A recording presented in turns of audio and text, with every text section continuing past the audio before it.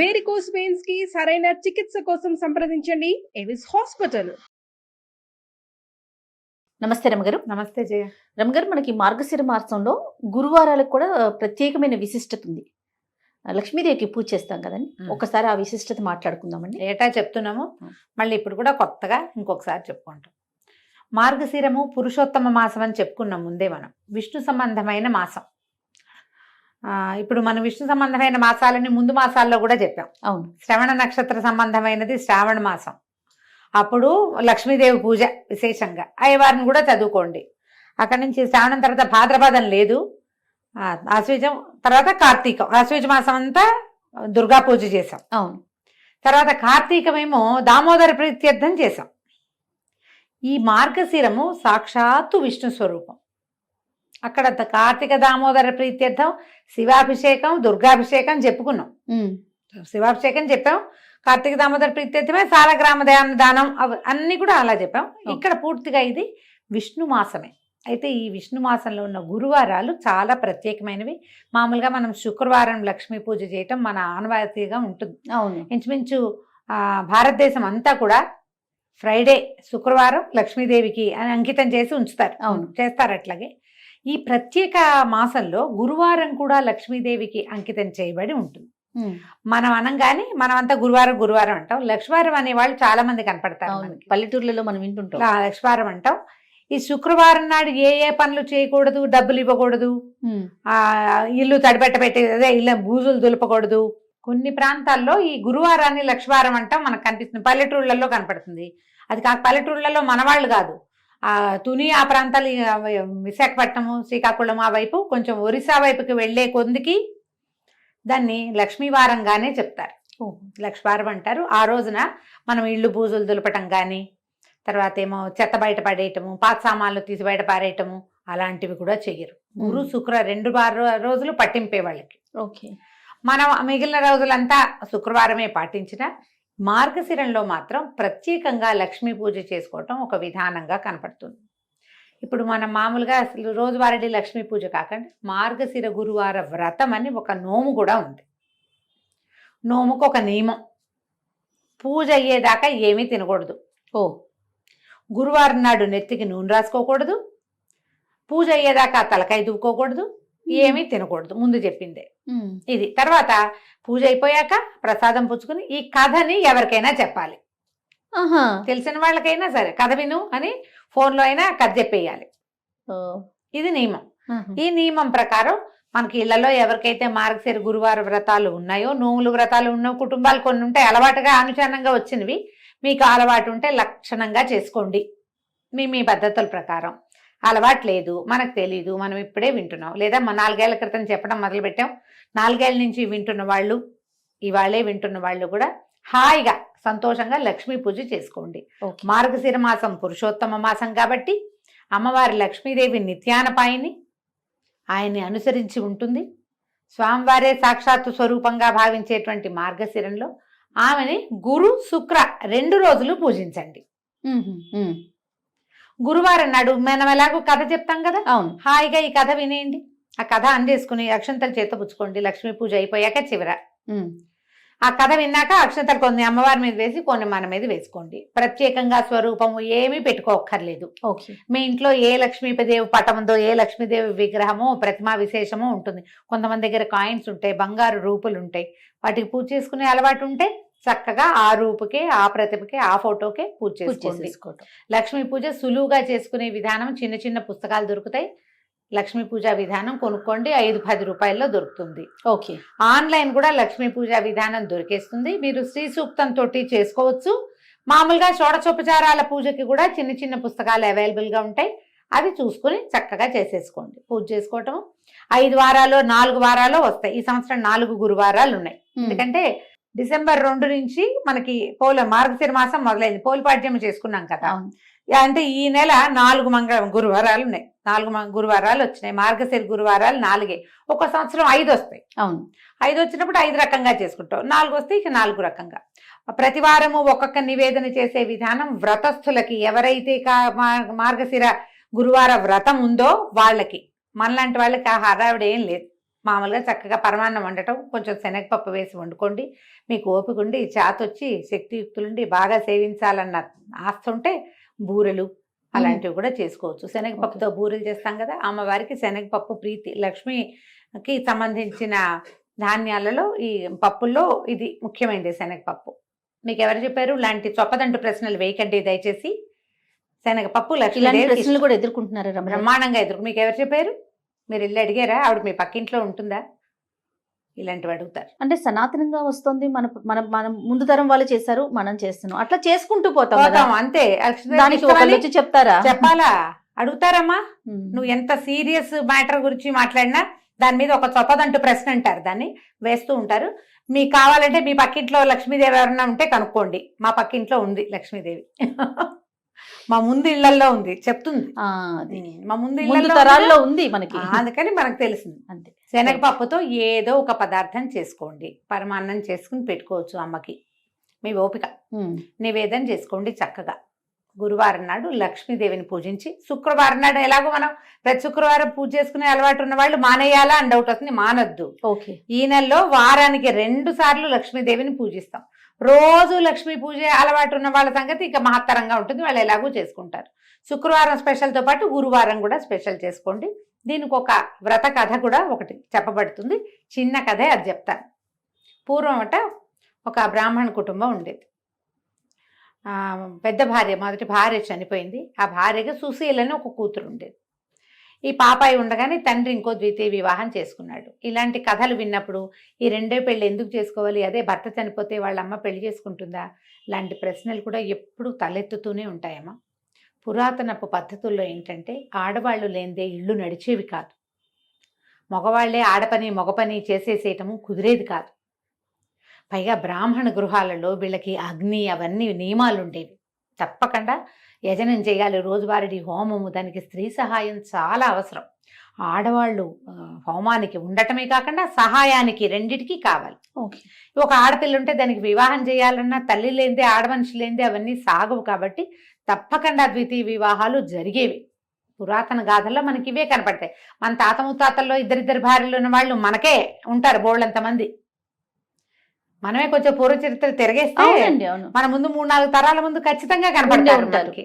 ఇక ఏం చేసేదేం లేదు దాని మీద. అయితే ఇంకో వివాహం చేసుకున్నాడు ఆయన తండ్రి. ఈ చిన్నపిల్ల ఒక 4-5 సంవత్సరాల పాప ఉండగా, సుశీలని. అయితే ఆయనకి రెండో భార్యకి కుమారుడు, పిల్లలు కలిగారు వరుసగా. ఇది సవితల్లి ఆవిడ ఏం చేసింది, మారుటి తల్లి ఈ పిల్లకి చంటి పిల్లల్ని ఎత్తుకోవడానికి అప్పచెప్పేది. పిల్లని ఆడించు, తమ్ముడిని ఆడించు, చెల్లిని ఆడించు అని ఆడించడానికి ఇచ్చి, పిల్లలకి ఈ పెద్ద పిల్లకి కాలక్షేపానికి అంత బెల్లం ముక్క పెట్టేది. సో ఈ బెల్లం ముక్క తీసుకో, తమ్ముడిని ఆడించు కాసేపు అంటే తమ్ముడిని తీసుకుపోయేది పిల్ల. తల్లి వచ్చేసరికి ఒక 5-7 సంవత్సరాలు ఉంది. రెండో ఆవిడ వచ్చేసరికి, ఈ పిల్లాడి పుట్టేసరికి దానికి ఒక 7-8 ఏళ్ళు వచ్చినాయి. పిల్లల్ని చంకనేసుకుంటారు 7-8 ఏళ్ల పిల్లలు. అయితే పక్క ఇళ్ల వాళ్ళందరూ మార్గశిర గురువారం నోవులు చేసుకుంటున్నారట. చక్కగా కుందర బొమ్మలాగా ఉండి పిల్లల్ని ఎత్తుకుని తిరిగే ఈ పిల్లని చూసి వాళ్ళు అన్నారు, వసే రావే నువ్వు కూడా నోవు నోచుకుందు కానీ అని పిలిచారు. పిలిస్తే వాళ్ళ ఇంట్లో నోవు ఆ మంత్రాలు అవి వింటుంటే పిల్లకి సంతోషంగా అనిపించింది. ఏం చేసిందట, తమ్ముడు పక్కన కూర్చోబెట్టి వాకిట్లో ఉన్న బంకమట్టి తీసి చక్కగా చిన్న గుండలాగా చేసి లక్ష్మీదేవిలాగా తయారు చేసుకుంది. తన కోసం ఒక ప్రతిమ. అక్కడికి పువ్వులు కావాలి పూజకి. జిల్లేడు పువ్వులు తెచ్చుకుని జిల్లేడు పువ్వులతోటి ఆ లక్ష్మీ అమ్మవారికి పూజ చేసేది. షోడశోపచారాలు ఉన్నాయిగా, ఉపచారాలు చెప్పుకుని పూజ చేసేసి తనకి ఇచ్చిందిగా వాళ్ళ పిన్ని బెల్లం ముక్క, ఆ బెల్లం ముక్కని నివేదన పెట్టేది. మార్గశిర గురువారాలు 5 వారాలు వచ్చినాయి ఆ సంవత్సరం. 5 వారాలు చేసుకుంది. పక్కింటి వాళ్ళు వారానికి ఒక దీనిలాగా మొదటి వారం పులగం, రెండో వారం అట్లు తిమ్మనం, అలాగా 3వ వారం చక్కెర పొంగలి నివేదనలు పెట్టారు. ఈ అమ్మాయికి అవన్నీ చేత కావు, చిన్నపిల్ల కదా, మళ్ళీ పిన్నిని అడిగితే ఏమంటుందో, బెల్లం ముక్క మాత్రం నివేదన పెట్టేది. అట్లా ఏటా చేసుకునేదట. 11 సంవత్సరాలు వచ్చేసరికల్లా 3-4 సార్లు చేసేసింది. ఈ 11 ఏళ్ల పిల్లకి పెళ్లి చేశారు. వెనకాల 2-3 తమ్ముళ్ళు, 2 చెల్లెళ్ళు ఉన్నారు. అయితే పెళ్లి చేస్తే ఈ పిల్ల ఏం చేసింది, అత్తవారింటికి వెళ్ళిపోతూ ముందు వెళ్ళలా. 11వ ఏట ఏం వెళ్ళిపోలే, అలా పంపేవాళ్ళు కాదు, వ్యక్తురాలు అయ్యాక పంపించేవాళ్ళు. తర్వాత కూడా కొన్నాళ్ళు ఇక్కడే పూజ చేసుకునేది. అమ్మ నాన్న శుభ్రంగా ఉండేవాళ్ళు, చక్కగా పిల్లలు కలిగారు, ఇల్లు వాకిళ్ళు లక్షణంగా బాగుండేవి. పిల్ల వ్యక్తురాలు అయిన తర్వాత ముహూర్తం చూసుకుని అత్తవారు వచ్చి అమ్మాయిని కాపురాన్ని తీసుకుపోయారు. అడ్డంకి తీరిపోయాక తీసుకెళ్తే వెళ్తూ వెళ్తూ ఈ అమ్మాయి ఏం చేసింది, తను పూజ చేసిన ఆ బంకమట్టి లక్ష్మీదేవి ఉంది కదా, లక్ష్మీదేవి ప్రతిమ, మృణ్మయ ప్రతిమ, అది తీసుకుని వెళ్ళిపోయింది. తీసుకెళ్ళిపోయాక అత్తవారు కొంచెం పర్వాలేదు బాగానే ఉండేవాళ్ళు. ఈ అమ్మాయి వెళ్ళేసరికి వాళ్ళకి ఇప్పటి ముప్పటిగా పాలు పొంగినట్టు సిరులు పొంగిపోయినాయి వాళ్ళ ఇంట్లో. చక్కగా ఏటా నువ్వులు చేసుకునేది లక్షణంగా. అంతకుముందు ఇక్కడ ఉంటే బెల్లం ముక్కలు అవి పెట్టేది. అక్కడ అత్తవారింటికి వెళ్ళాక దాని సొంత ఇల్లు, సొంత ప్రపంచంగా చక్కగా వారానికి ఒక నివేదన చొప్పున చేసుకుని లక్షణంగా వ్రతం చేసుకుని అందరినీ పిలిచి తాంబూలాలు వాయనాలు ఇచ్చి లక్ష్మీదేవికి సంతోషం ప్రీతికరంగా ఉండే పనులన్నీ చేసేది. ఇప్పుడు ఇక్కడ ఒక ప్రశ్న, లక్ష్మీదేవికి ప్రీతికరమైన పనులు ఏమిటి? మొదటిది ఇల్లు శుభ్రంగా ఉంచుకోవటం, ఆడవాళ్ళు గయ్యాళిగా ఉండకపోవటం. గయ్యాళి ఆడవాళ్ళకి సిరి నిలవదు. మనం ఇప్పుడు వెంటనే మనకు ఒక లిస్ట్ వస్తుంది, అబ్బో మా వాళ్ళు గయ్యాలి వీళ్ళు గయ్యాలి వాళ్ళ దగ్గర బోల్ డబ్బులు ఉన్నాయి. సిరి అంటే డబ్బు ఒకటే కాదమ్మా, అన్ని చాలా ఉన్నాయి.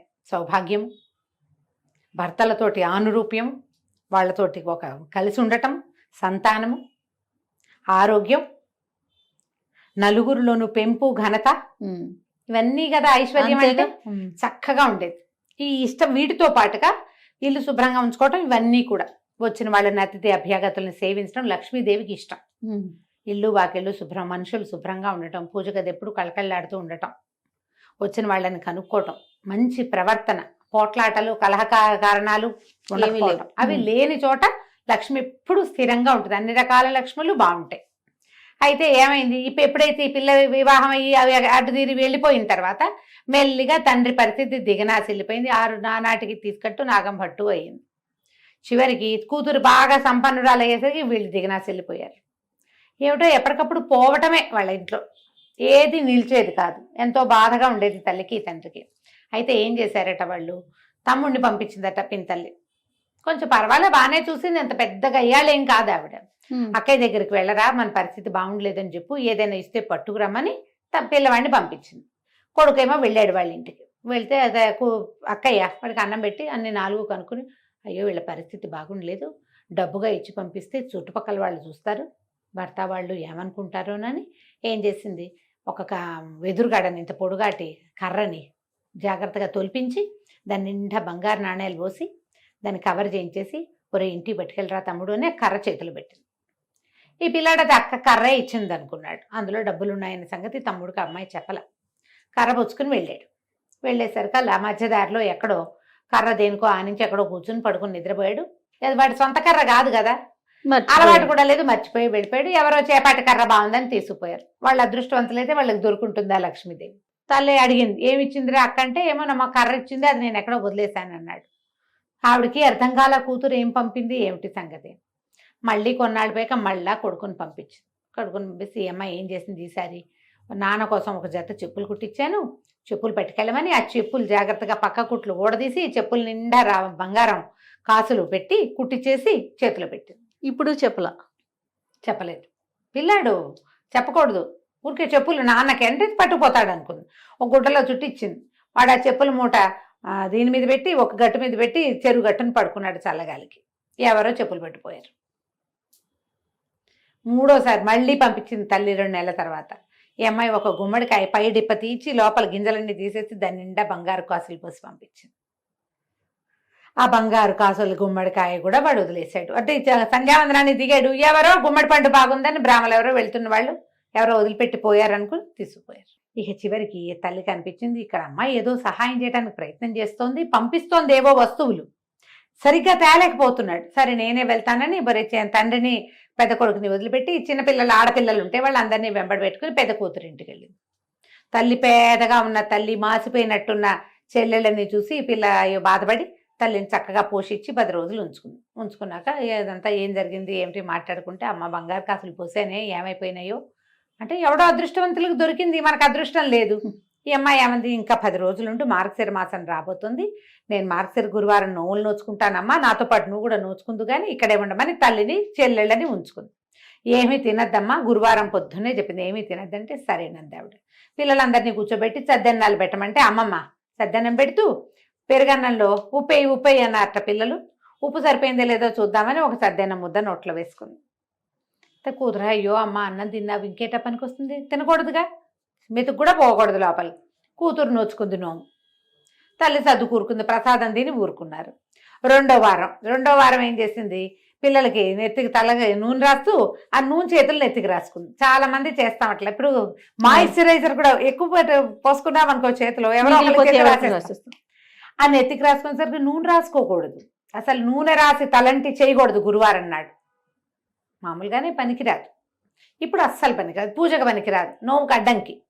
రెండో వారము పోయింది. మూడో వారం కూతురు ఏం చేసింది, అమ్మ ఇట కాదు, నువ్వు ఓ పని చెయ్యి, నేను గొయ్యి తీసి గోతులో కప్పెడతాను, నిన్ను గోతులోనే కూర్చో, బయటికి రావద్దు.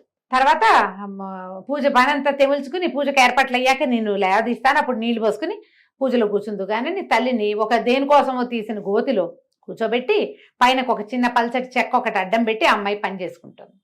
ఈ పిల్లలు ఏం చేశారు, 5-6 ఆడపిల్లలు, అమ్మాయికి పిల్లలు ఉన్నారు, పిల్లల్ని తెచ్చింది కదా ఈవిడ కూడా.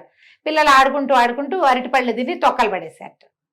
ఈ పల్చటి చెక్క వీళ్ళు ఇడిదిరిగా చెక్క తొలగిపోయి అరటిపండు తొక్కు ఈవిడ దగ్గర పడింది. ఈవిడ అప్పటికి 2-3 గంటల నుంచి ఆ గోతలో కూర్చుని ఉంది. అరటిపండు చేత్తో పుచ్చుకుంటే దాని లోపల అడుగుని ఇట్లా గుజ్జల్లే ఉంటుంది కదా, ఊరికే ఇట్లా గోరుతోటని ఇలా నాలుగుకి రాసుకుంది. మూడో వారం కూడా పోయింది. అమ్మ ఏమి తినలేదు కదే అని అడిగితే, కాదే అరటిపండు తొక్కలో లోపల గుజ్జు నోట్లో వేసుకున్నానమ్మా అనేసరికి పనికిరాలి. ఇక 4వ వారం అమ్మ ఏం చేసింది, కాదని తల్లిని పొద్దున్న లేవగానే ఆవిడ తన చెంగుగా ఆవిడ చేయి కట్టేసుకుని, నువ్వు నాతోటే ఉండు, నువ్వు ఇంకేం పని చేయదు, నా వెనకాలే ఉండని తల్లితోటే అటు ఇటు తిరిగి మొత్తానికి సరిగ్గా పూజ జరిగే వేళకి స్నానం చేయించి కూర్చోబెట్టింది. తల్లి పిల్ల ఇద్దరు నువ్వు నోచుకున్నారు, తాంబూలాలు వాయనం పెట్టారు లక్ష్మీదేవికి. పెట్టి లక్ష్మీదేవిని ప్రార్థించింది. ఈ ప్రతిమ ఉంది కదా, ఆ ప్రతిమలో నుంచి లక్ష్మీదేవి లేచి వచ్చేదట అమ్మాయి దగ్గరికి. లేచి వచ్చి కూతురు వాయనం తీసుకుని తల్లి వాయనాన్ని వదిలిపెట్టేసింది. లక్ష్మీదేవిని అడిగింది ఈ అమ్మాయి సుశీల, అమ్మ ఎందుకు మా అమ్మ వాయనాన్ని తీసుకోలేదు, మా అమ్మ వాయనం కూడా తీసుకో అని అడిగేసరికి, నేను తీసుకోను, నేను చిన్నప్పుడు నువ్వు చిన్నపిల్లగా ఉన్నప్పుడు మీ అమ్మ నిన్ను చీపురు పెట్టి కొట్టింది, నాకు గుర్తులేదమ్మా, నీ గుర్తులేకపోయినా నాకు గుర్తుంది, నువ్వు నోవు నోచుకుంటున్న రోజున చీపురు పెట్టి కొట్టింది, అందుకని మీ అమ్మ వాయన నేను వల్లను, నేను వెళ్ళిపోతున్నాను అనేసరికి ఇలా సుశీల లబలబలాడి బతిమలాడుకుని, పుట్టింట్లో ఉండగానే కదా నిన్ను నేను నేర్చుకున్నాను, నిన్ను పూజించడం నేర్చుకున్నాను, మా పుట్టిల్లు ఇట్లా గది కడుక్కుపోతే ఎట్లా నాకు సాగుతుంది, నా తమ్ముళ్ళు అందరూ బాగుండాలి కదా అని బతిమలాడి అమ్మతో క్షమాపణలు చెప్పించి ఇంకెప్పుడు చేయదు, ఎప్పుడూ చేయలేదు. ఆ రోజు ఏదో చంటి పిల్లలతోటి బాధపడుతూ మా అమ్మ అట్లా ఉద్రేకంలో చేసింది, తర్వాత నన్ను బాగా చూసుకుంది, నాకు పెళ్లి చేసింది, పురుళ్ళు పోసింది అని బతిమలాడి లక్ష్మీదేవిని ఒప్పించింది. అప్పుడు ఆవిడ ఆ వాయనం తీసుకుందట. ఆ తర్వాత తండ్రికి అన్ని రకాలుగాను కలిసి వచ్చింది. తండ్రి పిల్ల తర్వాత చెల్లెళ్ళు పెళ్ళిళ్ళు అయినాయి, తమ్ముడికి పెళ్ళి సంతానం కలిగింది, పుట్టిల్లు కూడా చక్కగా ఉంది. దీంట్లో ఈ కథలో నీతి ఏమిటి, మనతో పాటు మన పుట్టిల్లు కూడా బాగుండాలని కోరుకోవాలి. లక్ష్మీదేవికి అత్యంత ఇష్టమైన విషయాలలో తను ఎక్కడి నుంచి బయటకు వచ్చానో అది కూడా బాగుండాలన్న కోరిక ఉండటం ఆమెకి ఇష్టం. పుట్టింట్లో అదంతా లాగేసుకుని అత్తారింట్లో దాచిపెట్టుకునే రకాలు ఎన్ని ఉన్నాయి, ఇప్పుడు చాలా ఉంటాయి. ఈ రకాలు మార్చుకోండి. పుట్టిల్లు వృద్ధి కావాలని కోరిక ప్రార్థించేటప్పుడు దేవుడికి దండ పెడతాం, మా ఆయన, నా పిల్లలు, మా అత్తగారు, మా ఇల్లు, మా ఇంటి పేరు, అదొకటే కాకుండా పుట్టింటిని కూడా ఆడవాళ్ళు కోరుకోవాలని ఈ కథ చెప్తుంది. ఈ కథ విని అక్షంతలు వేసుకోవడం, అమ్మవారి మీద అక్షంతలు వేసి మన మీద కూడా అక్షంతలు వేసుకోండి. పూజ అయిపోయినట్టే. మీరు నివేదన చేసిన పదార్థాన్ని చక్కగా ప్రసాదంగా స్వీకరించండి, చుట్టుపక్కల వాళ్ళకి పెట్టండి. లక్ష్మీకరము అని అనుకునేటువంటి పసుపు కుంకుమ, తర్వాత ఏమో మనము పళ్ళు పువ్వులు అలాంటివి వాయనం ఇవ్వండి. ఓకే. ఒకవేళ మీరు నోముగా చేసుకుంటే మీ ఇంట్లో ఏ రకమైన విధానం ఉందో ఆ విధానాన్ని చక్కగా పాటించుకోవచ్చు. కొత్తవి మొదలు పెట్టుకోవద్దు, నోముగా చేసుకోకండి, పూజగా చేసుకోండి. ఓకే. ఈ నోములు ఏంటంటే అత్తవారిళ్లలో ఉంటే చేసుకోవాలమ్మా, అత్తారింట్లో లేనివి కొత్త మొదలు పెడితే మీకు భయం ఇస్తుంది. లేదా మీరు ఇంకొకటి చెప్తా, ఇందులో మీకు చాలా ఉంది మనసు, ఇలా నన్ను యూట్యూబ్ అక్కయ్యల్ని ఫాలో అవ్వకుండా ఎవరైనా మీ కజిన్స్ బాగా క్లోజ్ ఫ్రెండ్స్ ఇది చేసుకుంటారనుకోండి, వారితోటి ఒకసారి వారితో దగ్గరుండి చేయించుకుని వారిని ఫాలో అవుతూ చేసుకోండి. ఒకవేళ మీకు ఆస్తుండి మనసు ఉంటే గనక కావాలంటే ఇలా చేసుకోవచ్చు. కానీ ఇలా పై వాళ్ళు ఎవరో చెప్తే కాదు, కంటితో చూసి నేర్చుకుని చేసుకోండి. తప్పకుండా. నమస్తే. నమస్తే జీ.